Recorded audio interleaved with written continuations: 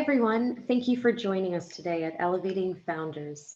Today, we're recording a session called Building Your Brand. You're growing, but are you scaling?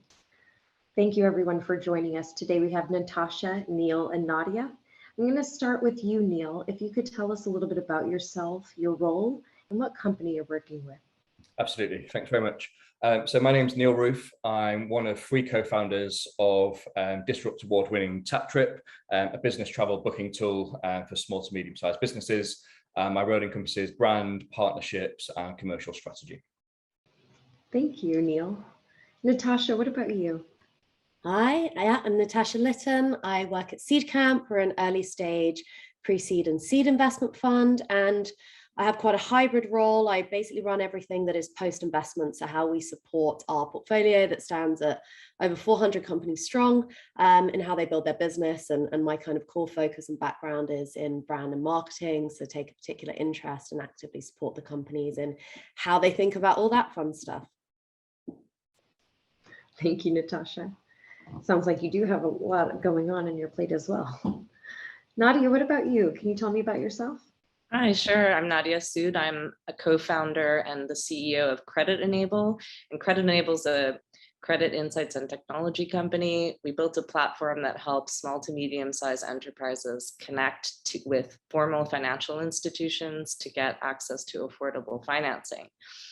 And so I guess I'm the chief bottle washer and cook and everything, because I get my hands into everything the business is doing, from tech to marketing to commercial partnerships.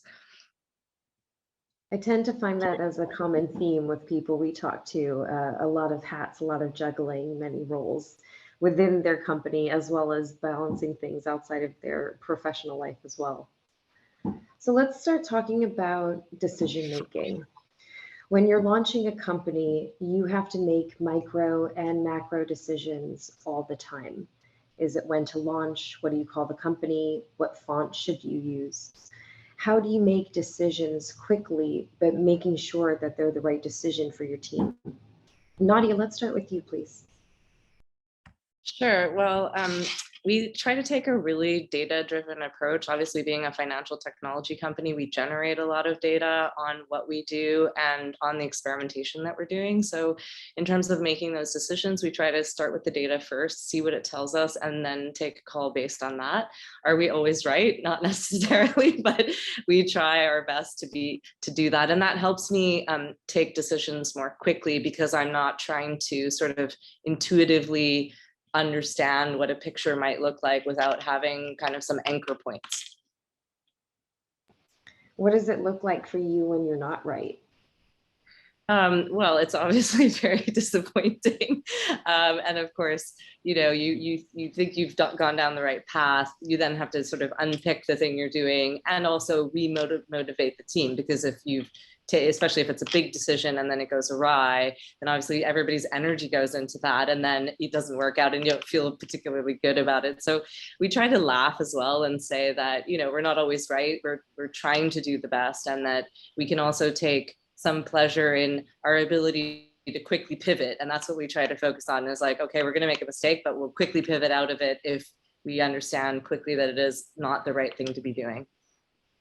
I agree. And I think the more we fall down, the faster we get up now. Thank you for sharing that. Natasha, how about you? What does your decision making look like?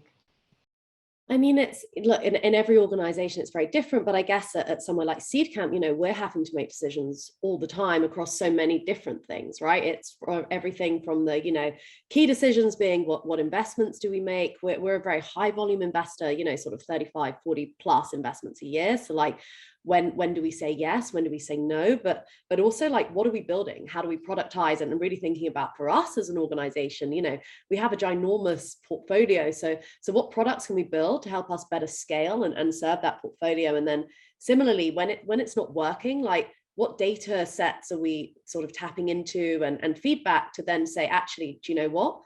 This isn't working. Cut it, move on, because you build up a massive debt if you carry on trying to, we almost think about it as like launching new features and actually they're not necessary or they're not giving you what you need. So that kind of real critical feedback and often stripping things back. It's, you know, we all have the tendency, especially if you're building a business, right? There is absolutely everything to do all the time. So like trying to keep some layer of focus, but moving quickly and binning it, frankly, if it's not working, is something we try and really hold true at Seed Camp as well. And you talked about Feed Camp. Are you looking for new ways to farm new feedback, or trying to find new channels to get feedback faster so that you can, like Nadia was saying, pivot faster so that the failure or the learnings almost doesn't sting as much because you're making sure not to invest too hard? I mean, I think feedback's a really interesting one, right? Especially if we think more on the customer and the marketing side of things. I think there can actually be a real tendency, especially in this like digital world now, to ask for too much feedback for the sake of feedback without knowing what to do with it. So really balancing, like, where is this necessary, and what's the kind of balance of, you know, the things you can see and the things you can't, i.e. there was a specific event or an experience you can get feedback around, but then the bigger picture, like, are we losing deals, or a company's not wanting to come to us, right? And it's that constant balance of the micro and the macro, to be thinking about the feedback that really matters. Yeah, that's really well said. I feel like feedback is a gift, but sometimes a curse. I mean, a lot of the time, people do not know what they're talking about. Like, and they want to say something, like, let's call a spade, right? And so it's like sifting through that is always quite good fun as well. I think a wise man told me never take feedback from a person you would not take advice from. And I was like, oh, that's a good point. Right. Neil, I'd love to hear about your decision making. What does it look like for you? Sure. So I'd say I probably sit in the middle, using feedback from an emotive stance and data to make decisions. Tom, my co-founder, he's very, very analytical, and I'm probably overly emotional. And that might sound like a recipe for chaos, but it actually blends quite well because we're able to articulate brand and product on both levels. So hopefully that resonates with a lot more people. We work in travel and business travel specifically, and over COVID, we've had to think very, very fast on our feet and make some hard decisions over that time just to enable us to sustain. So we've looked at various channels that were booming during COVID. So if you imagine you're at home, you're buying more stuff on Amazon, shipping. I know that I get deliveries every day and I'm thinking, what the hell is this that I've ordered? But you're also using more energy at home as well. So shipping in marines felt like an obvious route to market. So in a few weeks, we're launching a new product for that. And had COVID not happened, we would have never had to dig that deep to explore what other verticals would allow us to scale further. And that's actually been a real positive that's came out of a really awful time for a lot of people. I really love hearing that, how you were able to really make lemonade out of lemons there.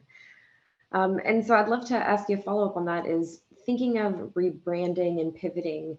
Some startups, when they're raising a round, they start with one entire vision. And when they get different investors or shareholders, they get a lot of feedback or almost heavy consultation on rebranding.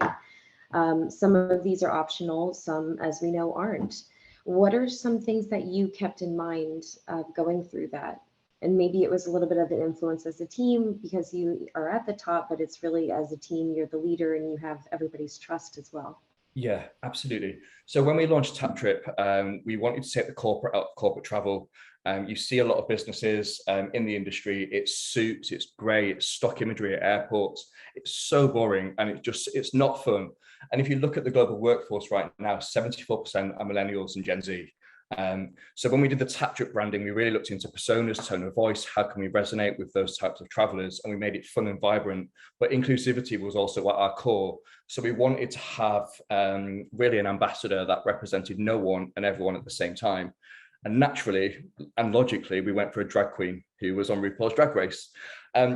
That was perfect for TapTrip because it spoke to the audience that we wanted to speak to. COVID happened, business travel stopped. And then we looked at marine energy, and that's a very, very different environment. It's a lot more stoic, and there's a lot more geographical considerations to make. So the tone of voice had to be a lot more sterner, direct. And when we launch in a few weeks' time, the product's called Vessel, you'll see the distinction between the two. So my advice would really be understand your audience and let your brand speak to as many different people as it can at different times. Because whilst people are different people in different situations, your brand needs to be as well. And that was a really big learning for us. And I think it must have been an interesting transition to work with an area that some people get really offended. I love drag queens, but I can say, coming from America, coming from around the world, there's not everybody that feels that open-minded. And so to know that your brand could go to a different channel, but also keep your ethos of being open to everybody. And it is about inclusion and taking on new clients or new partners that believe in the bigger picture too. So that's really great to hear. Unless you take that risk and you give that voice to people, the world's not going to progress and people aren't going to get visibility on certain things they may not have seen before. And my personal belief is it's not just people that are born ignorant, they're just not exposed to certain things. And once they are and they can see it for as pure as it is and as fun as it is, there's no offense to be taken there. I agree. Well said. Nadia, how about you? Have you had any heavier influences or feedback given, I guess, on the branding of your company? Well, we actually had to change our name fairly early on because we had a name that was too similar to another company that we knew quite well that was sort of operating in the financial services space. So we went through that exercise once very early on. And I do think about the name and whether we should, lots of financial services companies have chosen random names like Orange or, baseball or whatever to represent themselves. But at the end of the day, we're in the financial services sector. We're handling a very important component of a person's business to help them get access to finance. And it's actually, it's quite serious. So it's sometimes a challenge to find, that balance, like what Neil was saying, between what you'd like to do also from a branding point of view and what's going to resonate with your customer. So, one of our major market is India.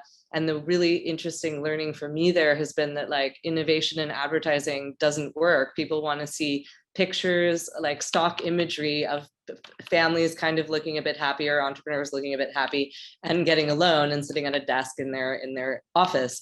And they don't respond well to vectors or unusual advertising because it's something to do with trust. Maybe they're used to seeing bank advertising look a certain way, and so then they gravitate towards that. Whereas in the UK, people respond very differently to that, and they like a bit more fun in the advertising and the marketing. So we've had to be much more conservative than I'd like to be because the market doesn't respond to our ideas of what's fun.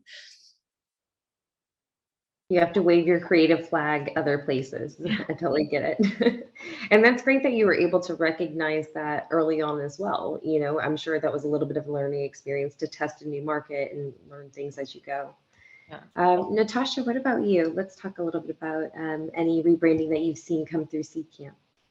I mean, I've run multiple rebrands myself. So I was CMO in various startups before joining Seedcamp, and traditionally always brought in at that kind of like seed to Series A inflection point, which is, arguably when we as well at Seedcamp see this happening a lot, like, oh, we had this initial idea of what we thought the product was going to be and the customer, or there's just been like no real work on it. And now is like game time, need to get to that Series A, raise big money, like let's start investing in it.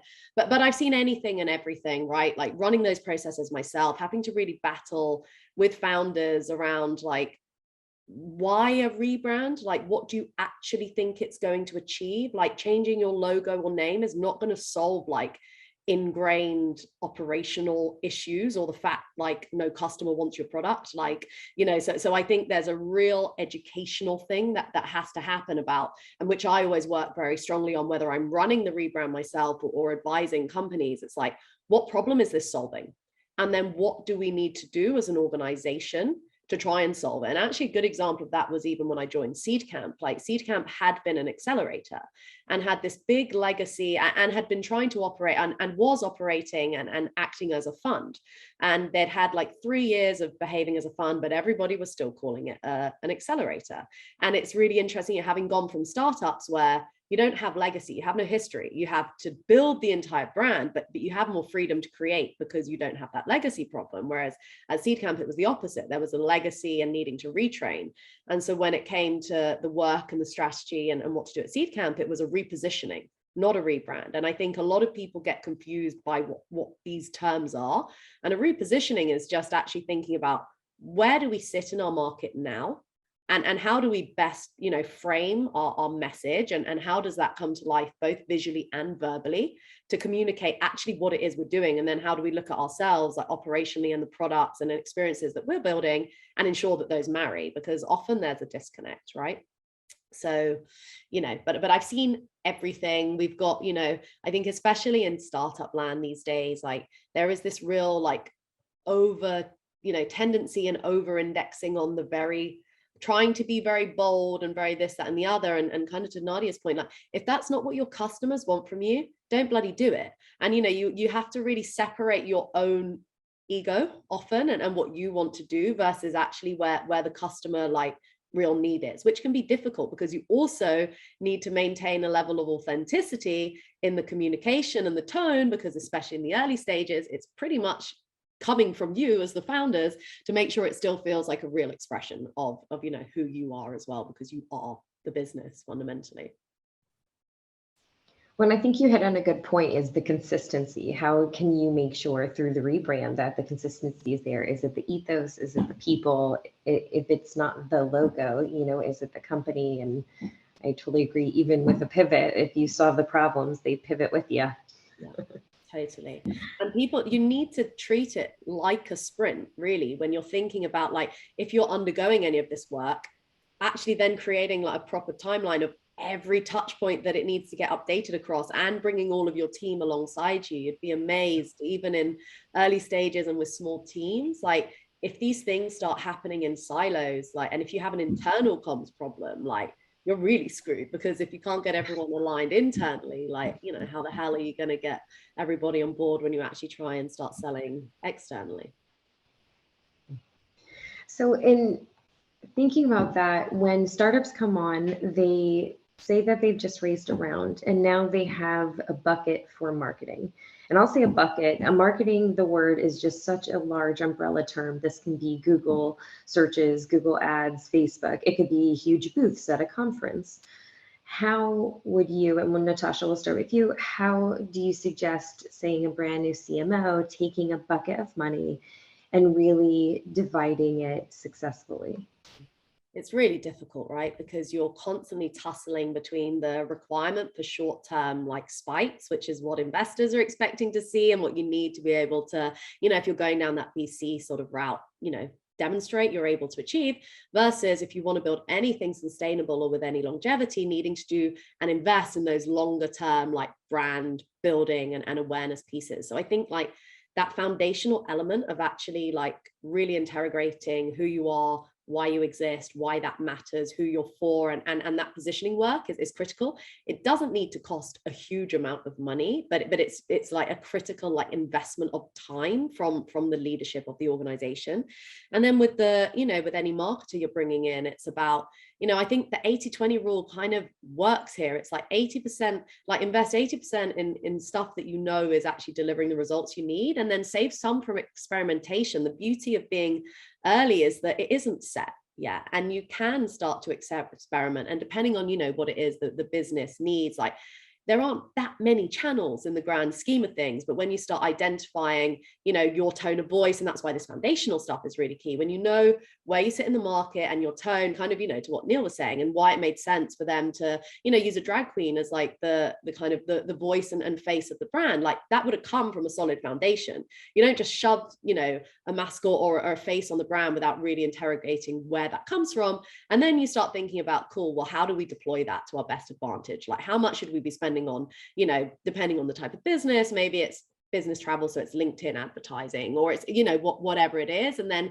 some of it, and if you're going to do something quirky like that, you can probably like invest 20% of your time and money into some more quirky type activity as well. But yeah, I think appetite for experimentation and just quickly turning things on and off if they're not working as well is really the key. I agree. I think actively keeping an eye on things is. Neil, how do you approach marketing? Very much similar to what Natasha said, experimenting, testing, doing short bursts, see what works best, whether it's copy, whether it's imagery, whether it's video, seeing which channels are the most appropriate. But again, going back to understanding your audience and where they're most likely to be. I think unsung heroes in marketing are really product marketeers. I think they stitch together what you articulate as your brand and what you're offering versus the reality of the product. And if there's any a breakdown in one connecting to the other, I think product marketeers are the people that really are the experts in ensuring that all sticks together. I'm so reliant on product marketeers. I think they're brilliant. And they just allow you to fire on all cylinders. And then from there, you can take that strategy to sell to multiple verticals, look at what segments you're selling to, and then look at other potential channels, whether that's direct, whether it's online, whether it's value-added resellers. And they just help you forge the foundation to what your marketing strategy should look like. And how, I guess, close is your marketing and your engineering department? We're really, well, there's 24 of us now. I'm the only one in London. The rest are in Manchester.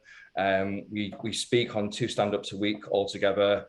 We have weekly product updates. So all the dev team will start to present to all the senior stakeholders. The reason we did that, I think developers have got a reputation of being quite siloed and quite insular.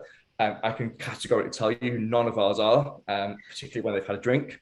But what that does as well, it allows you to bond as a team. And it's really special when you start a business because that culture and that family vibe, you know, it's not going to last forever. So making the most of that to then transcend culture internally as well. And we try to create a mentality of everyone in sales. So be proud of the work that you're doing. You may not be selling externally, but you are selling internally. And then be proud of what you're doing. And then finally, just on the final point, the reason we asked them to present is longer term. A lot of our developers are junior and kind of mid-level. So, but they've got such vast potential as well. So it gives them the opportunity. So when they speak at these types of events or they do conferences or shows, you're setting them with the foundation and the confidence to be able to do that. And it takes them out of that pigeonhole box of developers are quite shy and intrinsic, when the reality is, from my experience, they're definitely not. I love it. It's a great idea about the pay it forward and giving everybody a chance to kind of get a little bit out of their comfort zone. Yeah, exactly. Nadia, how are you guys approaching marketing? Yeah, we do lots of experimentation, and our tech and product and marketing teams work super closely together. So we're just iterating right now on a new customer journey. We attract all of our customers digitally, either directly or via other platforms where we're embedded as a financial solutions provider. So whenever we make a small change to our online digital customer journey, it affects our performance marketing. So we tightly coordinate on all of these things. And then we're going to launch a new version in the next month or so, and we'll set aside and we'll drive some of our traffic into the new version and see whether it works or not. And so a part of our performance marketing budget will go to experimenting with that new version. And if it doesn't work, then we'll can it and we'll go back to the old one, or we'll make some tweaks. But so like, it's super important to be able to have that, you know, R&D mentality, I think, with regards to marketing and product, and really have that experimental budget set aside to do those things. I agree. And I think, like you all said, is having both hands talk to each other really helps be a cohesive team.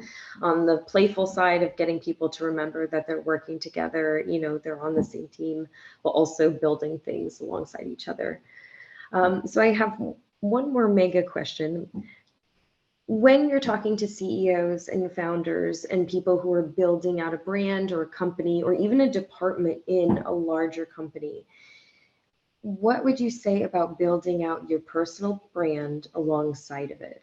Is sometimes at one point it doesn't become a personal professional life anymore. You know, are all in one, and you're doing these on your free time of coming in and talking about your company and you know, getting a chance to meet people. And what advice, I guess, would you give about building up your personal brand on side of it? And Nadia, let's start with you, please.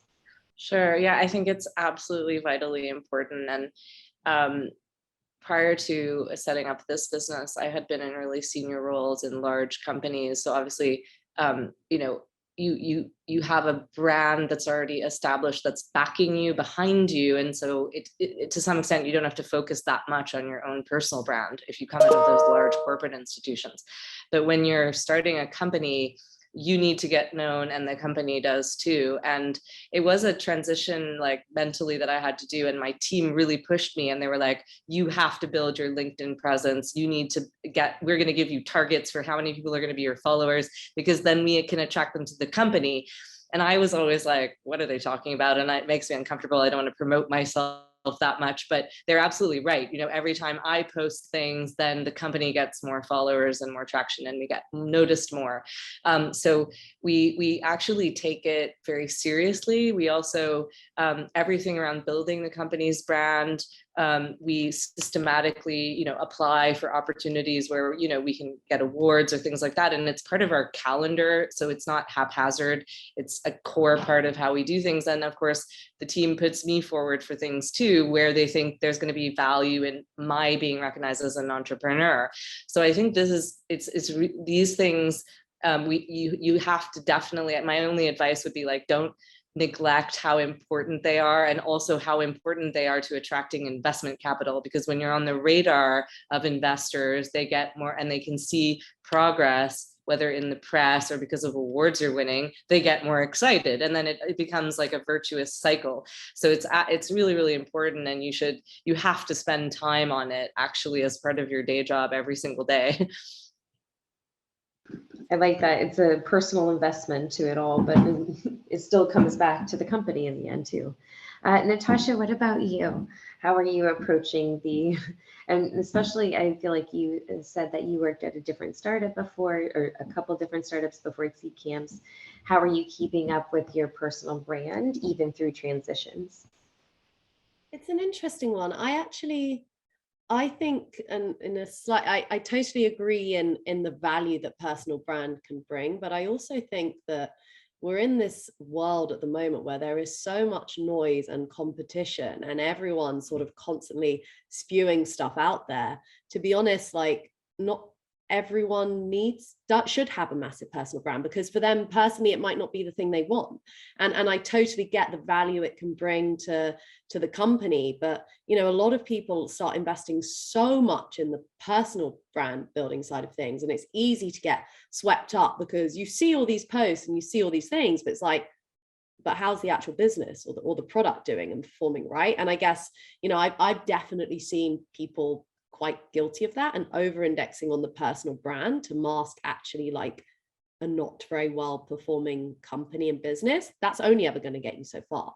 That said, I think things 100%, like putting the business forward for awards and anything that shows like impartiality, third-party recognition, all of those are so valuable. And I think that for myself personally, with my like personal brand, my brand's always been built, to be honest, around other people and the work that I've done for other people, whether it's in, building startup like companies, or all the work at Seed Camp, which in part builds your personal brand, right? So for me, that's been the most real thing for me. It's like, I would rather speak to the work I've done and things I've seen. Everybody is going to have their own stance. Some people might be really opinionated on things, and I want to put that out in the world. So I guess ultimately it comes down to like, I think, do I have something interesting to say? Do I feel like I can credibly talk about it? And are people going to give a crap? And that's the sort of filter I guess I use, but everybody has their own, and the intent that they're trying to get from it. Yeah. I think that's a great advice too, about keeping an eye on the balance. And yes, it is sometimes hard for some of us to push ourselves out of the comfort zone and even do a post or a tweet or whatever it is, that we're trying to reach a different audience. But then you're right, once you hit too far, when are you just being your own PR agency versus for the company? It can also be like, sorry, just really quickly, it can also be like totally all consuming for people. When that blend, when they become the entire face of the brand, there's like, it's very difficult because you then have to like maintain this persona the whole time. And for some people, that's going to be too intrusive, right? Some people don't want that. So it's a really thinking about how much of yourself you're willing to give and put forward. I think it's really key there too. And sometimes I feel like if you go too far, you have to find somebody to do the job. Because it becomes a totally different job. So then is that when we get like presidents versus CEOs, I want to do the one that has the least amount of emails when I grow up. So.